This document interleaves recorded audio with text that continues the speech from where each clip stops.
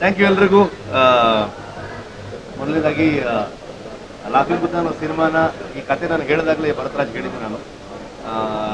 ನಮ್ಮ ಪೊಲೀಸ್ ಸಿಬ್ಬಂದಿಗಳ ಜೀವನದ ಬಗ್ಗೆ ಆಗಿರುವಂಥ ಕತೆ ಆಗಿರೋದ್ರಿಂದ ಸೊ ಇದನ್ನು ಡಿಪಾರ್ಟ್ಮೆಂಟಿಗೆ ಡೆಡಿಕೇಟ್ ಮಾಡಬೇಕು ಅಂತ ನಾನು ರಿಕ್ವೆಸ್ಟ್ ಇತ್ತು. ಆ್ಯಂಡ್ ಅದೇ ಮಾಡಿದ್ದಾರೆ ಕೂಡ. ಅದೇ ಥರದ ಸಿನಿಮಾ ರೌಂಡ್ ಅಪ್ ಆಗಿದೆ ಕೂಡ. ಸೊ ಹಾಗಾಗಿ normally cinema release before day ಒಂದು ಸೆಲೆಬ್ರಿಟಿ ಪ್ರೀಮಿಯರ್ ಮಾಡ್ತಿದ್ವಿ, ಜೊತೆಗೆ ಫ್ಯಾನ್ಸ್ಗಳಿಗೆ ಒಂದು ಪ್ರೀಮಿಯರ್ನ ಓಪನ್ ಮಾಡ್ತಾ ಇದ್ವಿ. ಸೊ ಈ ಸಲ ಪೊಲೀಸರನ್ನ ಸೆಲೆಬ್ರಿಟಿಗಳು ಅನ್ನೋ ಥರದಲ್ಲಿ ಟ್ರೀಟ್ ಮಾಡಿ ಸೊ ಅವರಿಗೆ ಫಸ್ಟ್ ಶೋವನ್ನು ತೋರಿಸಿದ್ದೀವಿ. ಅವರೆಲ್ಲರೂ ಇಷ್ಟಪಟ್ಟಿದ್ದಾರೆ.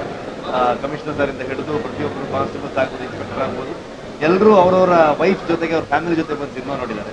ಸೊ ಅವ್ರಿಗೆ ಇಷ್ಟ ಆದರೆ ಐ ಥಿಂಕ್ ಬೇರೆ ಎಲ್ರಿಗೂ ಇಷ್ಟ ಆಗುತ್ತೆ ಅನ್ನೋ ನಂಬಿಕೆ. ಎಲ್ಲರೂ ತುಂಬ ಇಷ್ಟಪಟ್ಟಿದ್ದಾರೆ, ತುಂಬ ಎಂಜಾಯ್ ಮಾಡೋದು ಸಿನಿಮಾನ. ನೀವು ಥಿಯೇಟ್ರಿಗೆ ಒಂದು ಸಿನಿಮಾ ನೋಡಿ. ಭರತರಾಜ್ ನಮ್ಮ ಪ್ರೊಡಕ್ಷನಲ್ಲಿ 2ನೇ ಸಿನಿಮಾ ಡೈರೆಕ್ಟ್ ಮಾಡಿದ್ದಾರೆ, ಒಂದು ಹೀರೋ ಅಂತ ಮಾಡಿದ್ರು.